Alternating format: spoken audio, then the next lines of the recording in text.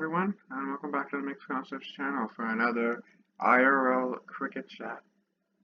Yes, uh, I am going to be talking about the T20I series that happened between USA and Oman in the past few days.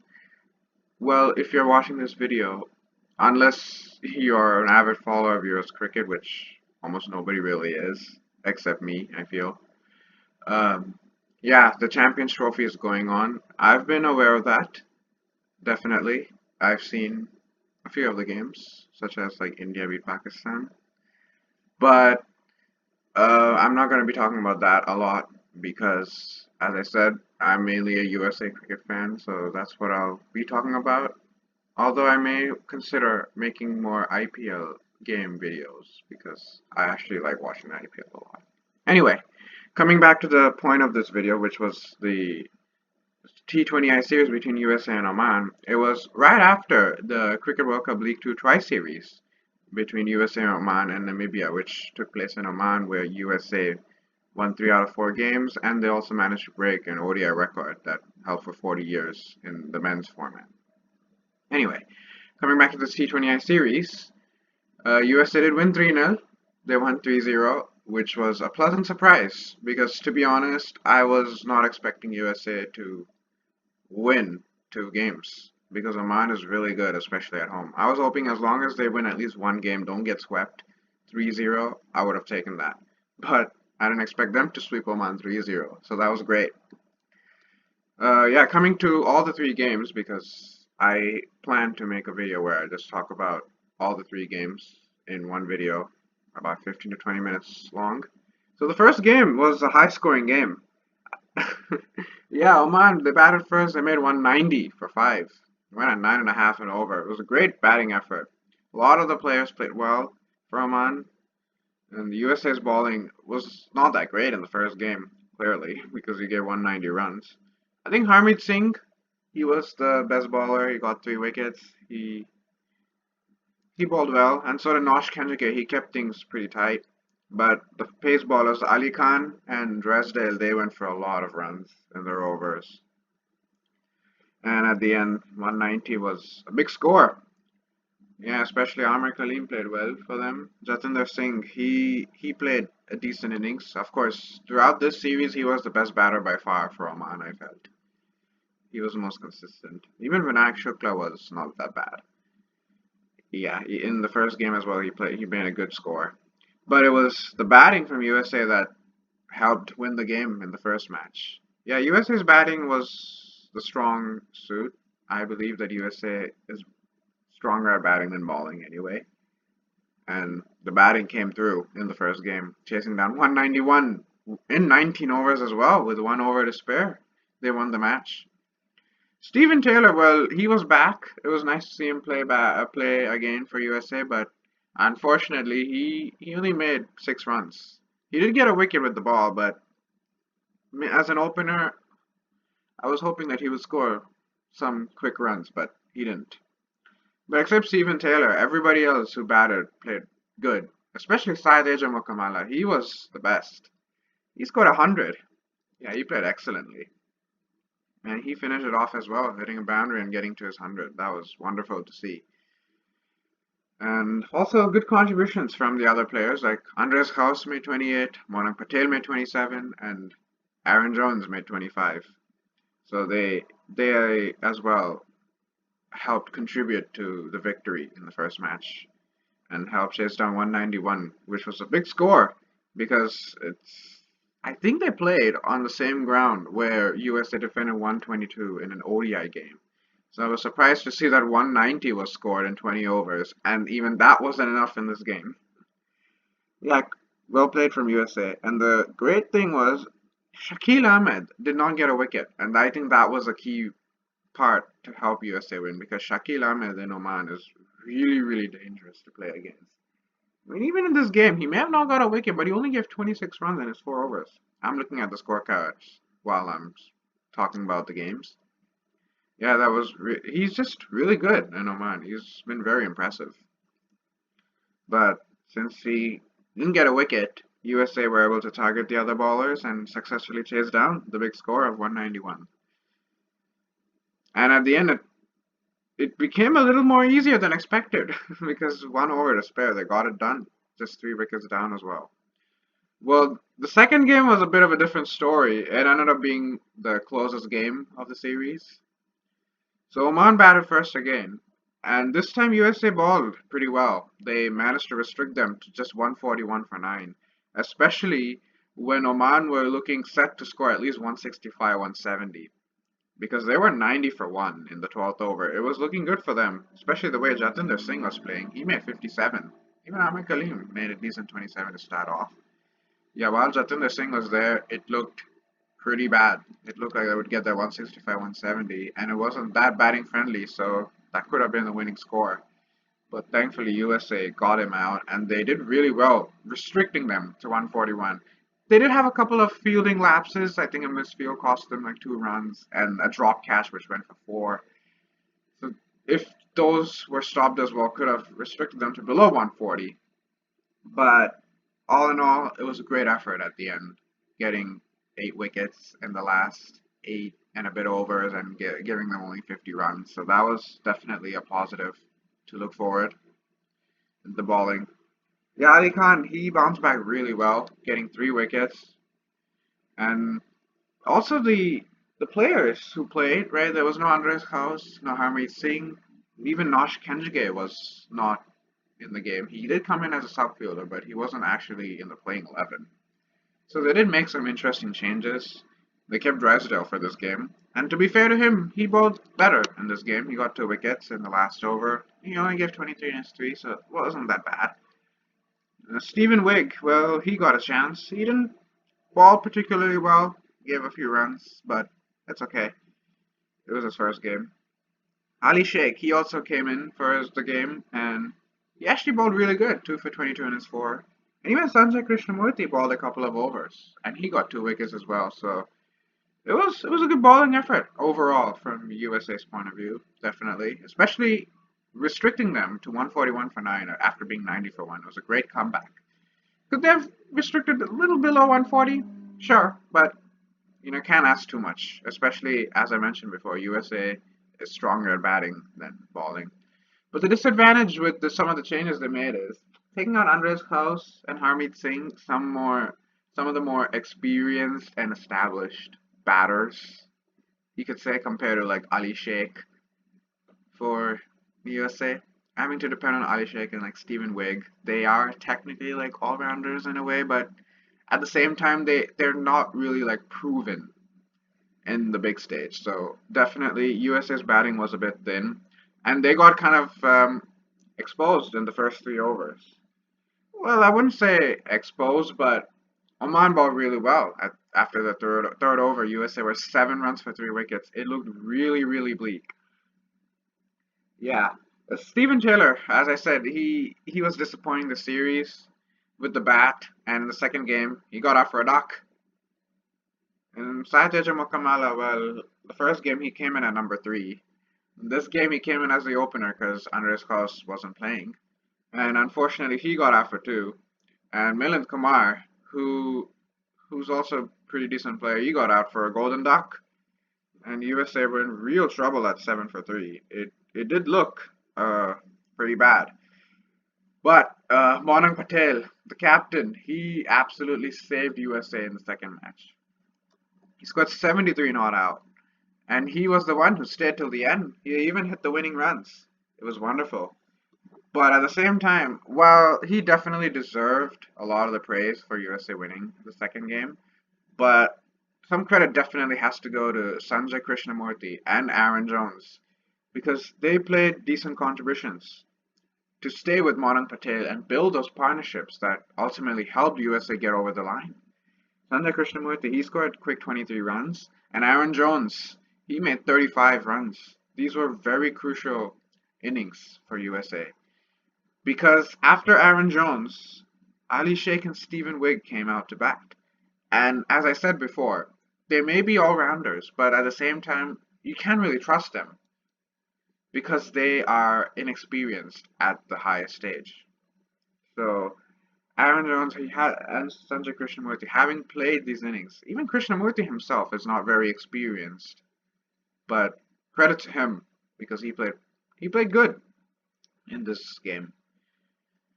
And at the end, the partnerships they had, the 45-run partnership between Krishnamurti and Monang Patel, and then the 73-run partnership between Aaron Jones and Monang Patel. Those are really crucial. Monang Patel did have some luck, by the way. He was dropped when he was on like 9 or 10 runs. Yeah, you can see the full game uh, on the Sports Side channel, I believe. I remember seeing the full game.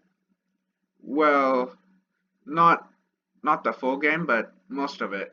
Yeah, it was on Sports Side YouTube channel, and it was live streamed for free, so I could see the game that day. I know there was a Champions Trophy game going on. I think it was Afghanistan and South Africa, but I was more uh, focused on seeing the USA Oman game because, as a USA cricket fan, I would rather see USA play. Anyway, enough of that point. But yeah, it was definitely nerve-wracking, especially when Aaron Jones got out because he and Monang Patel they brought USA from a losing position to a winning position. I know it would have been awesome to see them both finish it out, but when Aaron Jones got out, it did get a bit nervous. I'm not gonna lie, I did feel nervous because Ali Sheikh he did his bit. He scored 3 singles, and in the last over it came down to 5 runs to win. But Ali Sheikh he tried to be the hero and win it with a six, and he did go for it. Unfortunately, he got out and it came down to 5 of 5. Stephen Wigg, he did the right thing though. He got the single and got Monang Patel on strike, and Monang Patel he hit the boundary and finished it off. So they won it in 19.3 overs, winning by 4 wickets at the end. Became a little close, but at the end of the day, the win is a win, and USA managed to win the game and also clinch the series because it's a 3-match series, and at this point, USA already were winning 2-0 now after winning the second game. And Monang Patel, he did win Player of the Match, well deserved so as well. 73 not out. He played wonderfully for USA. I don't want to say single-handedly because Sanjay Krishnamurti and Aaron Jones, their contributions were also really important to help USA win with the bat. Now, Oman's bowling, Shakil Ahmed, well, as I said, he's a dangerous bowler in these Oman pitches. And this game, he got 2 wickets and gave just 15 runs in his 4 overs. But USA did play well against Shakil Ahmed in like the 16th or 15th over. He came to bowl his final over and they did well. They may have not got a lot of runs, I think just 4 or 5 runs, but they managed to not lose a wicket in that over, and that was crucial. It was sensible batting there from Aaron Jones and Monang Patel. Target another bowler. Well, Mohammad Imran, he plays debut match for Oman and he bowled really good. Got 3 wickets and gave 23 runs in 3.3 overs. He bowled well. Yeah, the last over as well, he was a bit unlucky having to only defend 5 runs, and Monang Patel hit the boundary and eased the game. But yeah, he did bowl the 18th over, I think, as well, and only gave 5 runs there. So he definitely was bowling good, and it seemed like he would somehow pull it off for Oman, but thankfully he didn't. And USA managed to hold on and win at the end.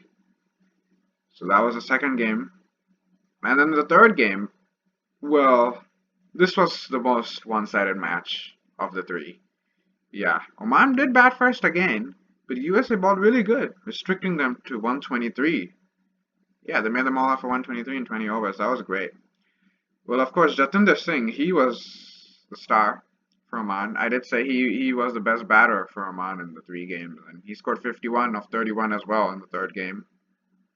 But they did well getting Amir Khalil for a duck, and they had Oman at 6 runs for 3 wickets early.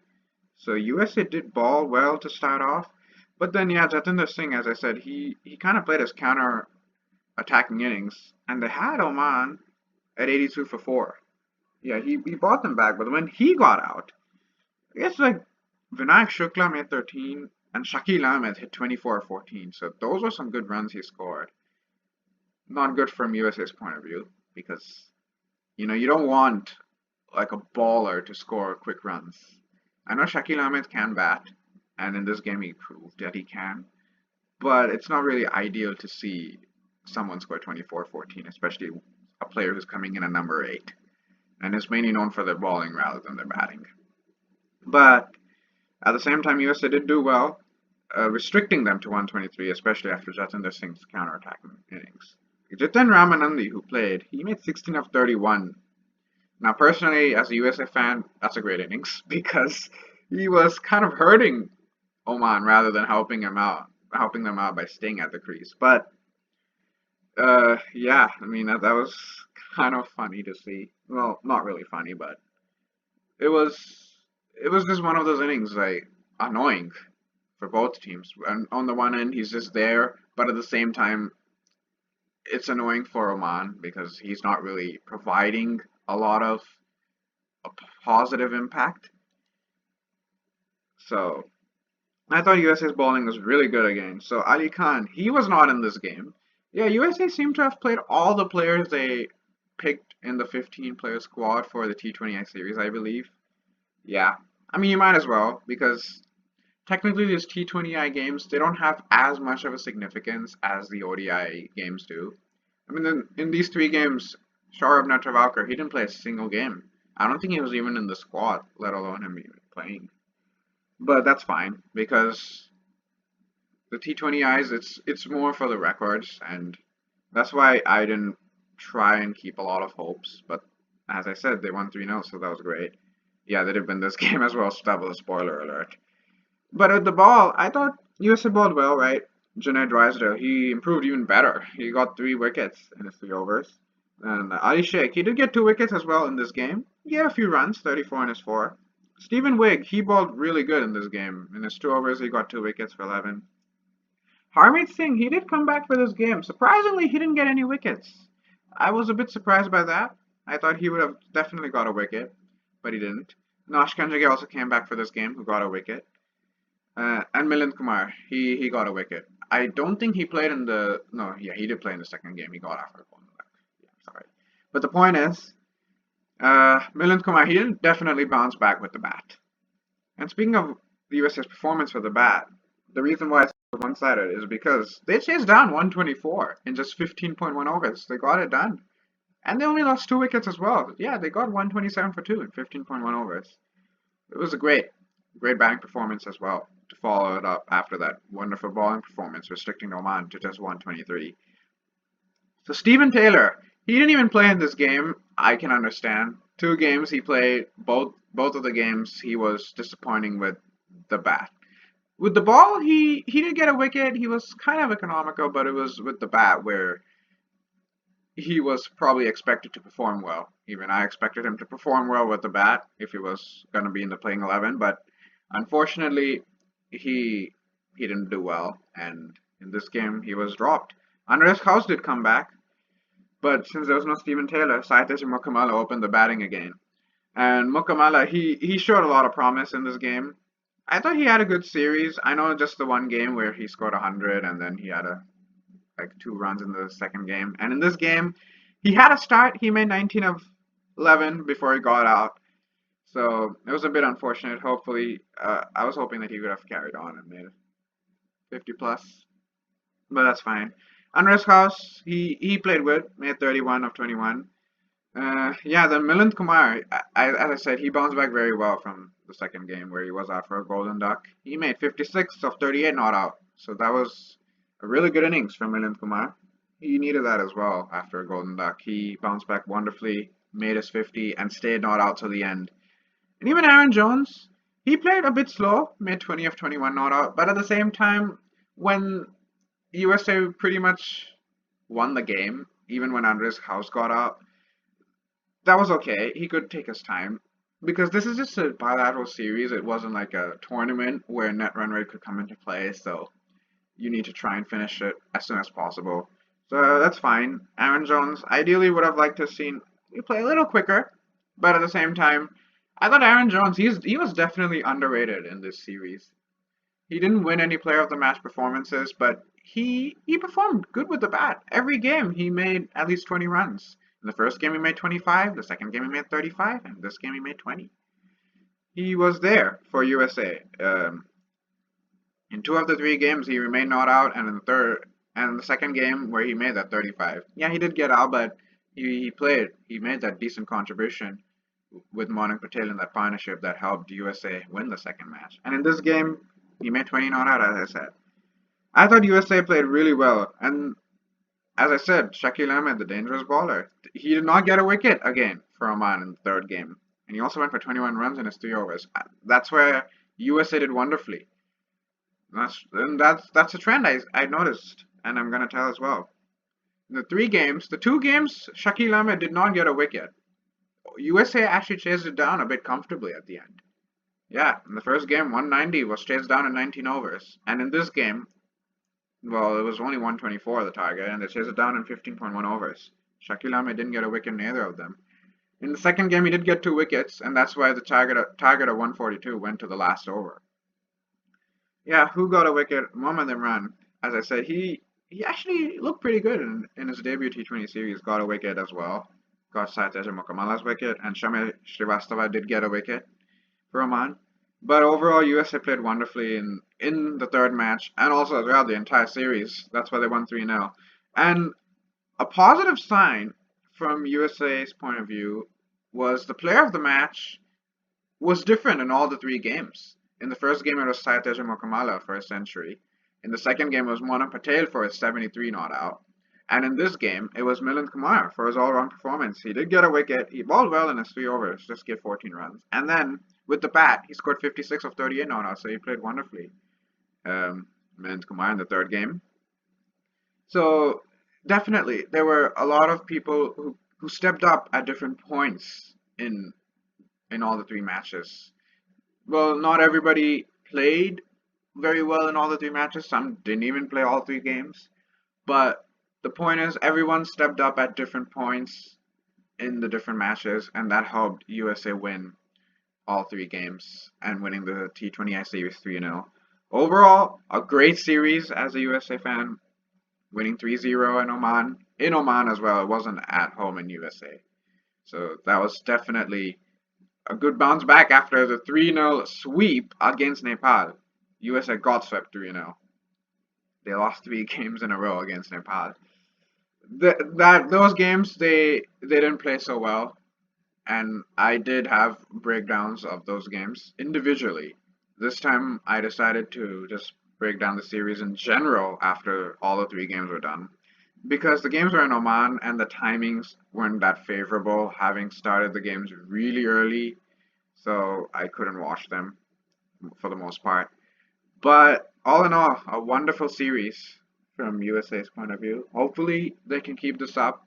They can keep playing this positive cricket, and especially in the T20s, they'll want to be well prepared for the next T20 World Cup in 2026, because you're not going to face just Oman or Nepal all the time. You're going to face some real competition in the T20 World Cup, so have to perform well if you want to try and be in the top 8 again, or go even further in the next World Cup.